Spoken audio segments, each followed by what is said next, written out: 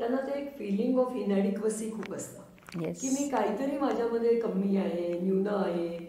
आणि त्यामधनं जो काही पर्सनलायझिंगचा प्रॉब्लेम येतो की सगळ्या गोष्टी इतक्या मनाला लावून घ्यायच्या की मग तो कॉन्फिडन्स घालवायचा आणि मग काहीच करता येत नाही. मग त्या येणाऱ्या भावनाच्या क्लस्टरमध्ये येतात. म्हणजे त्याच्याबरोबर येणारं गिल्ट असतं, त्याच्याबरोबर येणारं दुःख असतं, निराशा असते, स्वतःचा स्वतःला आलेला राग असतो.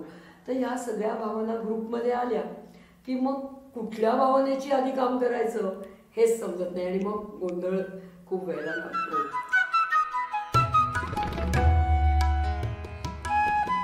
कसं होतं की मला भावना ओळखता येत नाही आणि त्याला नाव देणं ही तर पुढची गोष्ट आहे. म्हणजे जसं आपण म्हणतो की एकूण भावना बघितल्या तर आपल्याकडे साधारण 82 प्रकारच्या भावना आहेत आणि आपण त्याला 3-4 कॅटेगरीतच हे करतो की एक तर आनंद झाला, दुःख झालं, राग आला किंवा भीती वाटली.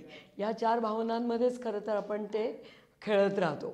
पण त्यातले जे नियॉन्सेस आहेत, त्यातले जे बारकावे आहेत ते कळायला खूपच वेळ लागतो आणि ते कळण्या इतका अवेअरनेस यायला पण खरं तर वेळ लागतो.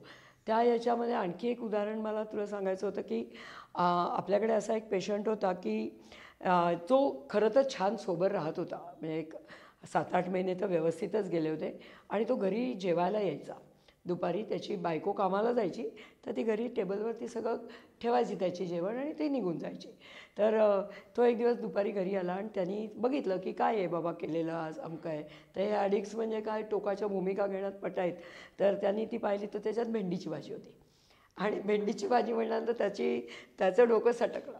त्यांनी तो टेबल क्लॉथ असा खेचला की ते सगळं अन्न सगळं विखुरलं गेलं आणि ते सगळं भिंतीवर सांडलं, अमकं सांडलं आणि तो निघून गेला.